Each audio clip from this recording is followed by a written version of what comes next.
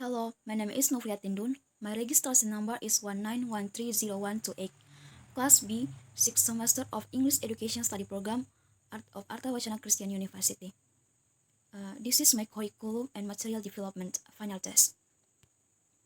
So in this video, I will explain about curriculum. So curriculum is basically a set of guidelines for different academic content and chapters that are covered in a specific program offered by a particular school or college. And let's see the development of curriculum in Indonesia. The first one is early curriculum formed in 1947, named 1947 Learning Plan. In this curriculum, the government tried to design a learning system for students in the revolutionary period by emphasizing on the formation of the human character of Indonesia, which is independent, sovereign, and equal to other nations on this earth. The 1947 curriculum does not emphasize mind education, but only character education, state and community awareness.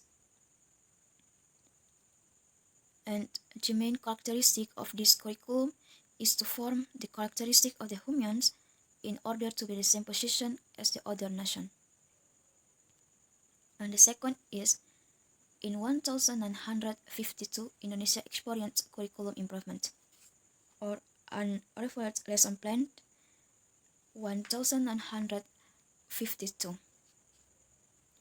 In 1952, the curriculum of Indonesia had been completed and it was called by Rencana Pembelajaran or Lesson Plan 1952. And the characteristic of this curriculum is the material for teaching deal with the issues that are related to the daily life. And the third is 1964 Educational Plan or Education Plan. Educational plan is characterized by learning program which focus on moral development or Pancawadana. There are morality, intelligence, art, skill, and physical development. In implementing the curriculum, the learning process is carried out actively, collectively, and productively. Based on this, the government has determined the Saturday, which is to give students the freedom to practice various activities according to their interest and talent. And the fourth is 1968 curriculum. The curriculum was the refreshment of the curriculum 1964. The main purpose of this curriculum is to form true, strong, and physically fit Pancasila people, enhance intelligence and physical skills, moral, character, and religious belief. The characteristic of the 1968 curriculum is that the material at the lower level of education has a correlation or linked edge to the next level of education. The fifth is 1975 curriculum. This curriculum emphasizes the goal of education to be more efficient and effective. The method, material, and the goals of teaching are presented procedure instruction system development in detail like lesson plan. And each unit must present general instruction, specific instructional purpose, the subject matter, media, teaching and learning activity, and evaluation. This gives rise to the 12-unit lesson, namely the lesson plan for each unit of discussion. And the next is 1984 curriculum. The curriculum employs skill approach that emphasizes the teaching and process. It views learners as learning subject. The 1944 curriculum The learners are directed to observe, classify, discuss, and report the object that they study.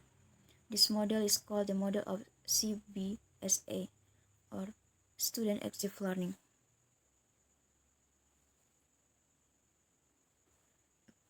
And the next is 1994 curriculum. The 1994 curriculum and 1999 curriculum supplement were created for the combination of the 1975 and 1984 curriculum. And the implementation of the curriculum has been criticized by education practitioners and student parents. This curriculum takes the goal and the process into account. Therefore, it influenced the learning distribution time system. The semester system was changed into quarter. It is expected to provide opportunity for students master a lot of subject matter.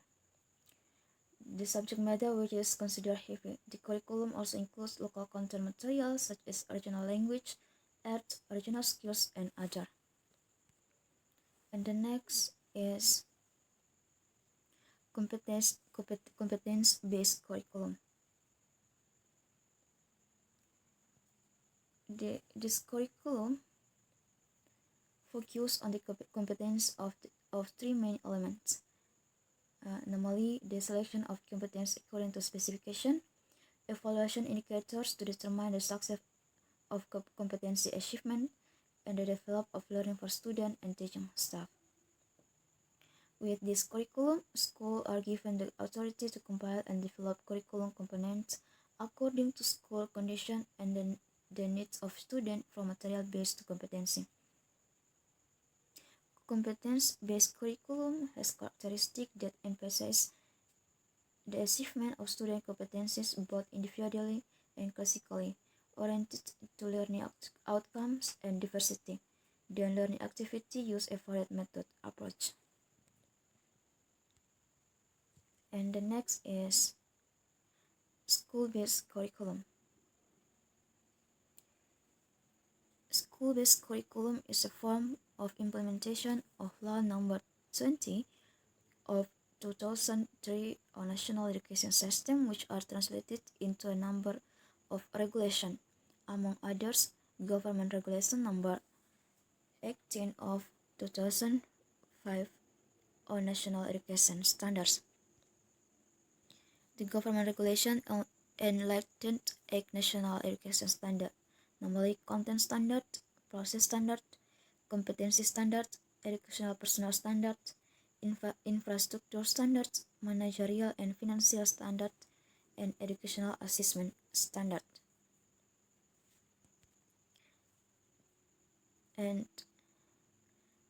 the next is 2013 curriculum. 2013 curriculum is in fact the extension of CBC in several components. The main purpose of this curriculum is to shape the individual who are faithful in God, good in character, confident, successful in learning, responsible citizens, and positive contributors to the civilization. And the last is 2013 curriculum revised edition. The 2013 curriculum, the revised edition, was applied at 2018 until 2019 academic year. The characteristics are in the following. The first is the name of curriculum is the same with the previous one, but there is additional name, 2013 curriculum revised edition, which is applied all over the country. And the assessment for attitude, which is stated in core competence 1 and 2 in every lesson except religion and PPKN lesson. However, they are still stated in lesson 10. And scientific approach is not the only method to be applied applied in the teaching and learning process. But if teachers are intended to apply scientific approach, it must not be presented in order, but it can be suited to the student's need. And the syllabus for this revised edition is simpler than the previous one, including main competence, teaching materials, and teaching and learning process. And the terms for daily quiz become daily assessment and a final test for the first semester and for the second semester. And the assessment score is at 1 until 100. The assessment attitude is in the form of description. And let's see the model of curriculum and syllabus in Indonesia. This is the example of a lesson plan based on the applicable curriculum in Indonesia. The 2013 curriculum is called One Sheet Learning Plan. So in One Sheet Learning Plan, I have learning objective, learning activity. The learning activity include initial activity, core activity, closing activity, and time allocation. And in One Sheet Learning Plan have assessment, include knowledge, attitude, and skills. And the next is syllabus. Syllabus is a document that has all the information about different topic or concept that need to be covered for a particular subject. And let's see the example of syllabus. In syllabus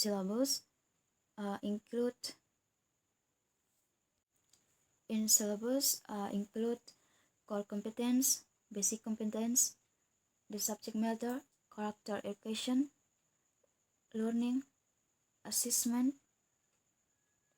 time allocation, and learning resources. So let's see.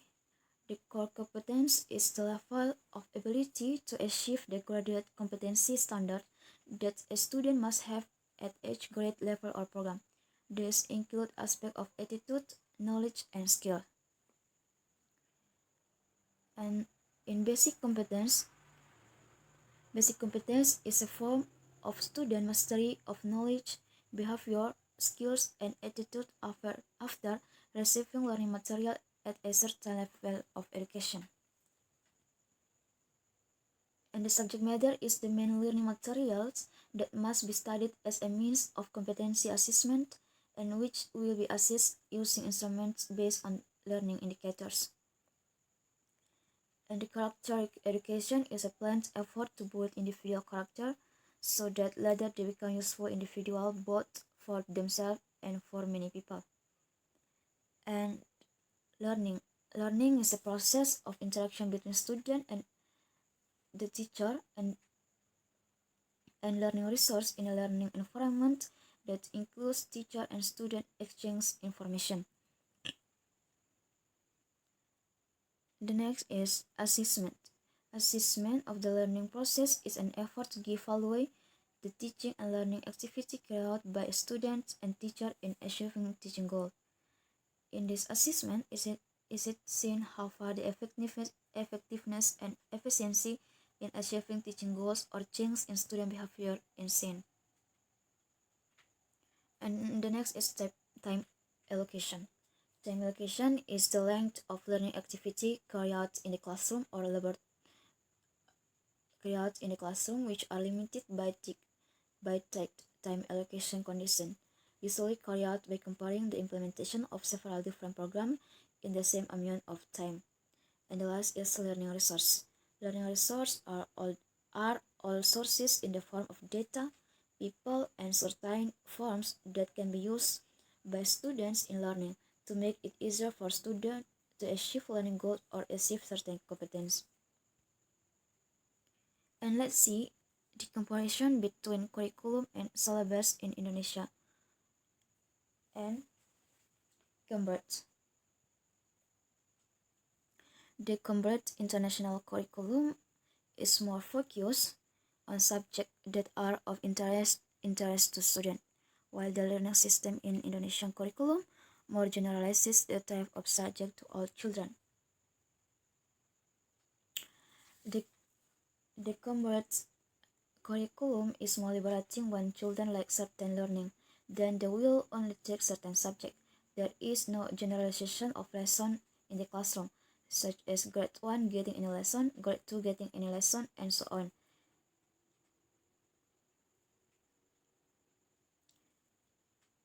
And as in the category-based system or the 2013 curriculum, which require children to follow all subjects that have been provided by school, regardless of interest of children or not. But in Competence curriculum, if a child likes to learn math, then he doesn't have to study history or biology. They dip their mathematics lessons so that they are more fluent in mathematics and their concentration in learning is getting started.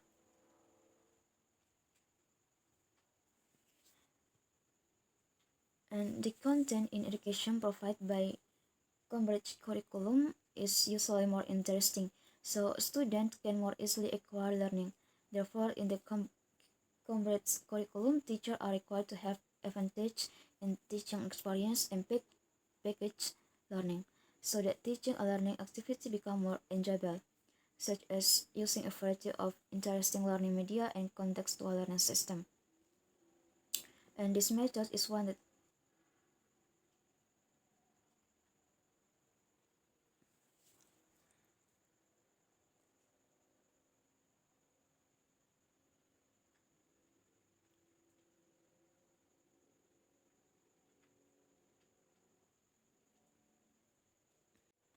the content in education provided by Cambridge curriculum is usually more interesting, so students can more easily acquire learning.